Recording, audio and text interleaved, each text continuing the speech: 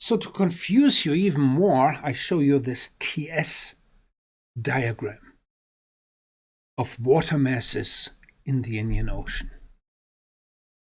Okay? So you have a structure which in the deep layers looks similar to the other oceans. You have Antarctic bottom water at depth here. Okay? Just what a TS diagram is you just plot the temperature against the salinity of an observation.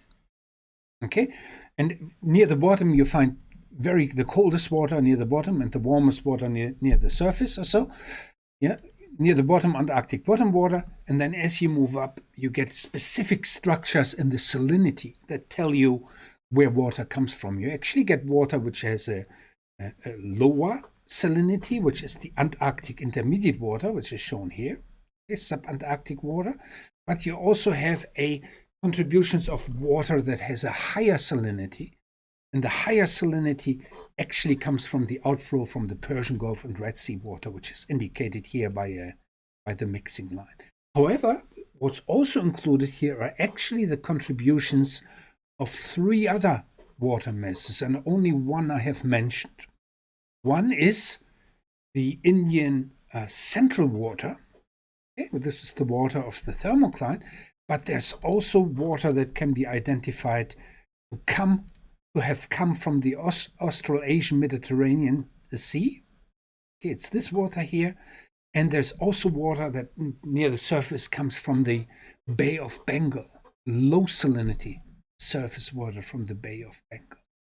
So this is required for a complete description of the water masses in the Indian Ocean. So let's have a look what comes. I'm not sure what comes on the next slide. Let's just move forward. Okay, this is just some justification. Okay, so can you define, how can you distinguish the central water from the water that comes from the region north of Australia? And this is shown here in a temperature salinity diagram. Okay, this is the top left one. Okay, and this one is shown, let's see. Okay, there are different regions. And if you plot the diagrams, okay, in different regions of the Indian Ocean, in one region which is more dominated by the outflow of water coming from the Australasian Mediterranean Sea, you get these red dots measurements, and if you're in a region which is more controlled by the central water, you get a totally different TS characteristics.